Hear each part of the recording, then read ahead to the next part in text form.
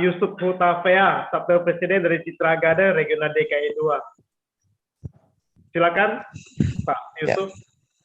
Ya, selamat malam brother semua ya. Saya ada waktu 7 menit ya Pak Joni ya. Nama saya Yusuf Effendi Hutafea. Saya dari Citra Garden Chapter, tepatnya di daerah Kalideres, Jakarta Barat. Biar sekedar info aja ya.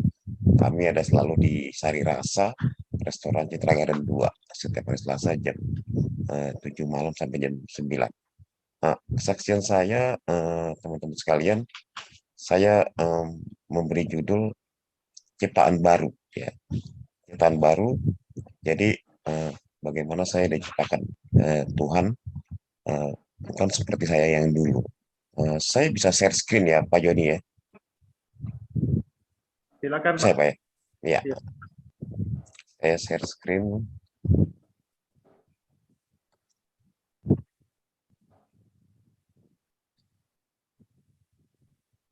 Ya, kelihatan ya Pak ya?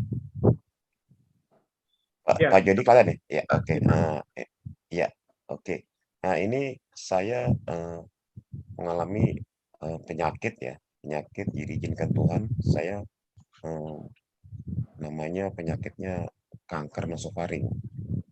Berawal dari tahun 2019 bulan November, saya mengidap kanker nasofaring. Itu ada di hidung sebelah kanan, seperti benjolan kecil ya. Dan ini terus membesar. Di 2019 itu, November itu saya periksa ke satu pelayanan kesehatan, puskesmas. Ternyata dokter setempat menyarankan harus ke THT ya, spesialis. Dan saya harus ikut sarannya untuk ke THT. Itu adanya di Mitra Keluarga di daerah Kalideres juga ya, dekat-dekat rumah. Nah ternyata pas saya datangin THT, dilakukanlah endoskopi. Teman-teman sekalian, saya dinyatakan cancer, positif cancer. Jadi sudah ada akarnya gitu ya. Nah ternyata itu membuat sesuatu yang luar biasa menakutkan. Satu mimpi buruk yang luar biasa, sangat-sangat nggak pernah bayangkan ya. Tapi itu saya alami gitu. Sedangkan saya sendiri bergabung di Full Gospel ini belum lama. Saya sejak 2008. Total mungkin sampai tahun ini 14 tahun ya, teman-teman saya sebagai member di Full Gospel. Dan puji Tuhan, hal-hal seperti cancer sudah banyak saya dapatkan cerita-cerita gitu, dan itu sangat buruk gitu. Dan saya alami ini, saya pun kaget gitu ya. Kenapa saya bisa alami ini? Sampai mata saya sebelah kanan itu sampai hampir tertutup ya. Dan leher sebelah kanan itu nyaris sebesar melon gitu ya. Dan ini terus berkembang sampai Desember saya harus dinyatakan biopsi, tapi saya tidak lakukan karena mengingat saya takut gitu menjalani medis secara kemoterapi yang diminta oleh tempat. Akhirnya saya mengikuti yang namanya pengobatan tradisional seperti minum bajaka atau pergi ke tabib ya teman-teman ya. Dan itu saya jalani hingga saya malah terus bertambah begitu besarnya, terus makin besar dia. Dan itu membuat pasti malu ya, luar biasa malu, kemana-mana itu gak ini. Dan saya sangat kurang pede lah pastinya. Dan terus berjalannya waktu, saya tidak mau menyentuh medis, dan saya berharap mujizat terjadi pada saat saya melakukan pengobatan secara tradisional. Nah, dari doa teman-teman dari chapter saya maupun dari chapter induk saya di Tomang, itu semua mendoakan teman-teman, mendoakan saya, dan dari gereja tempat di mana saya bergereja pun mendoakan gitu ya.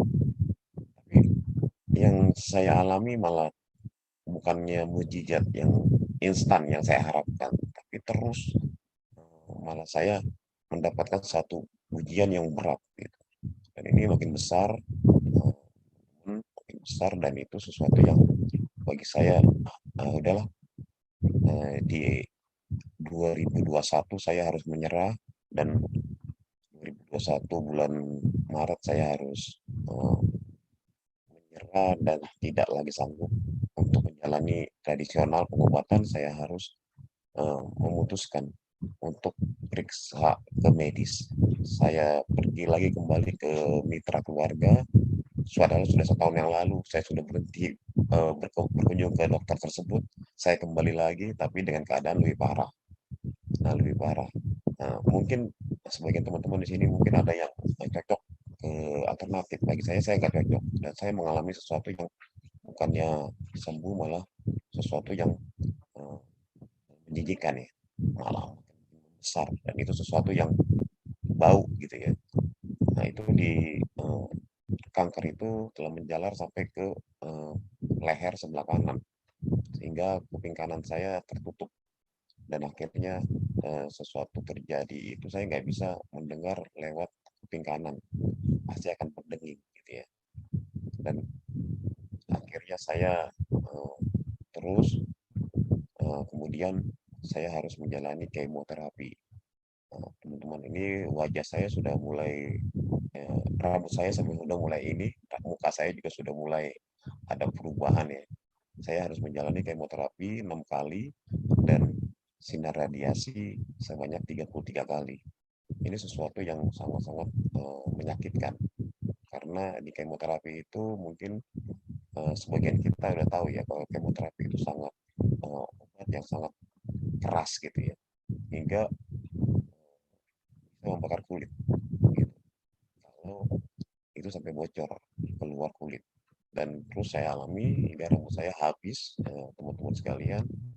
Dan ini evolusinya ini sampai sedemikian, lumayan ya, parah ya. Dan terus saya menjalani radiasi sampai dengan 33 kali setiap hari selama 33 kali, Senin sampai Jumat saya harus melakukan radiasi selama 10 menit di Darmais. Itu rumah saya di Kalideres, tadi saya sudah sebutkan, jadi saya harus menjalaninya. Dan berat badan saya turun dari 80 kilo sampai ke 50 kilo, cukup drastis ya. Dan ini perubahannya tidak tidak sedikit, sampai lemas sekali, bahkan naik motor pun goyang gitu ya. Dan puji Tuhan, beriringnya saya waktu, saya harus menjalani ya pengobatan-pengobatan terus hingga botak botak total ya. Dan ini anak saya 2 dan dia support saya. Nah, keluarga adalah bagian sesuatu yang menguatkan para FGB gitu ya. Jadi keluarga kita itu adalah suatu yang terbaik yang Tuhan bentuk, karena lembaga tertinggi yang Tuhan ciptakan di dunia ini adalah keluarga. Pertama itu adalah kan Adam dan Hawa, itu merupakan satu keluarga, teman-teman sekalian.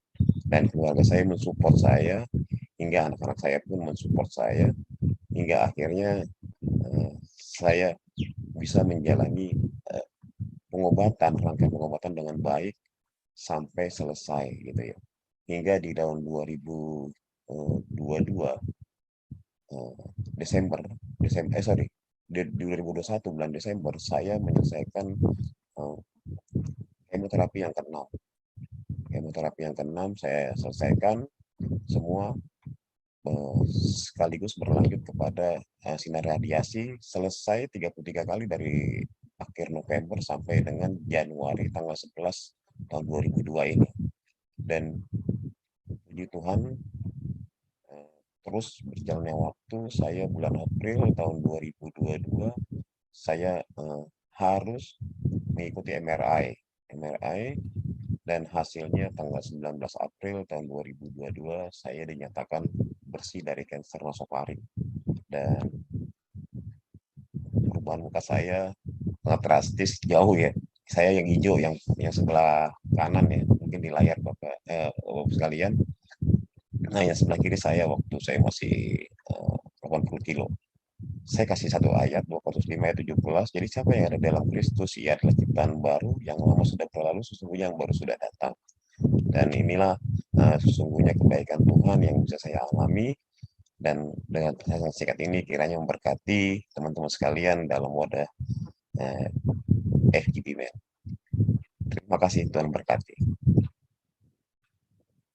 Ya, makasih Pak Yusuf atas kesaksiannya. Pak Fidel, silakan untuk menambahkan. Ya, waduh, ini kesaksian yang memberkati kita ya, Bro Joni. Luar biasa untuk Pak Yusuf, tapi ya jadi Bapak tadi berbicara itu memberi kita semakin kekuatan, semakin besar bahwa hidup ini memang milik kita, tetapi kita tidak memiliki kuasa atas hidup ini.